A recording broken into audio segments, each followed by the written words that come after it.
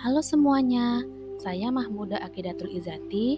Hari ini saya akan membahas tugas perancangan dan pengembangan kurikulum. Topik 4, elaborasi pemahaman. Di video kali ini, saya akan mengulas pemahaman saya dengan kesimpulan kelompok lain dan literatur pembanding. Kelompok lain yang saya jadikan perbandingan adalah kelompok 2 yang sedang membahas aspek perspektif. Berikut ini adalah kesimpulan dari kelompok lain. Perspektif dalam UBD mengacu pada kemampuan siswa untuk merumuskan pandangan atau sudut pandang yang didukung oleh bukti dan sumber-sumber yang dapat dipercaya. Terdapat 5 kriteria aspek perspektif, yaitu 1. Kredibel, 2. Mengungkapkan, 3. Wawasan, 4. Masuk akal, dan yang kelima tidak biasa. Salah satu cara untuk menerapkan kriteria-kriteria aspek perspektif adalah metode diskusi. Metode diskusi dipercaya dapat meningkatkan partisipasi siswa dalam mengungkapkan pendapat melalui sudut pandangnya. Selain itu, metode diskusi juga membuat peserta dapat melihat sudut pandang dari orang lain. Literatur pembanding yang dipilih adalah Rahma Ekanelia 2019, Konsep Metode Pembelajaran Perspektif Ibnu Khaldun serta relevansinya dengan pendidikan masa kini. Alim, Journal of Islamic Education, halaman 91-118. Berikut ini adalah ulasan dari literatur pembanding.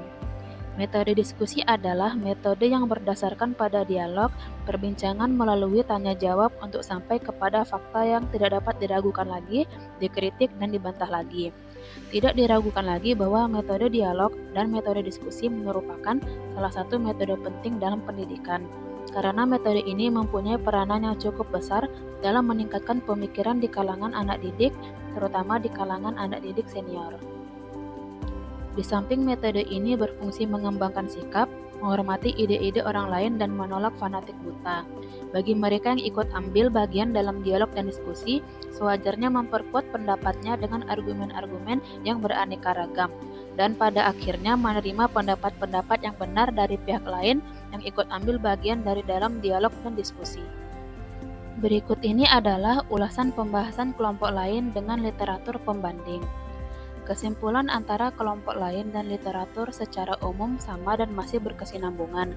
Kelompok lain menyimpulkan bahwa metode diskusi dipercaya dapat meningkatkan partisipasi siswa dalam mengungkapkan pendapat melalui sudut pandangnya. Selain itu, metode diskusi juga membuat peserta dapat melihat sudut pandang dari orang lain. Sementara itu, literatur pembanding juga menyimpulkan metode diskusi adalah salah satu metode penting dalam pendidikan, karena metode ini mempunyai peranan yang cukup besar dalam meningkatkan pemikiran di kalangan anak didik, terutama di kalangan anak didik senior. Di samping metode ini berfungsi mengembangkan sikap, menghormati ide-ide orang lain, dan menolak fanatik buta. Baik kelompok lain maupun literatur pembanding sama-sama berpendapat bahwa metode diskusi bagus untuk meningkatkan kemampuan perspektif karena dapat melihat berbagai pandangan orang lain secara terbuka. Berikut ini adalah ulasan saya mengenai pembahasan kelompok lain dan artikel pembanding. Pemahaman yang saya dapatkan masih memiliki kesamaan antara pembahasan dari kelompok lain maupun literatur pembanding. Saya setuju dengan kelompok lain yang mengatakan bahwa metode diskusi adalah cara yang tepat untuk meningkatkan kemampuan siswa dalam melihat perspektif ataupun sudut pandang orang lain. Saya juga setuju dengan literatur pembanding yang berpendapat bahwa metode diskusi dapat mengembangkan sikap, menghormati ide-ide, dan menolak fanatik buta. Menurut saya, metode diskusi dapat membuat peserta didik menjadi lebih aktif dalam berpartisipasi dalam memperkuat pendapatnya dengan argumen-argumen yang beraneka ragam. Melalui metode diskusi, maka kemampuan perspektif mereka akan meningkat dan dapat melihat sudut pandang dari orang lain. Dengan menerapkan metode diskusi, maka peserta didik dapat memenuhi kriteria aspek penilaian perspektif dalam UBD. Sekian penjelasan dari saya, terima kasih telah menonton.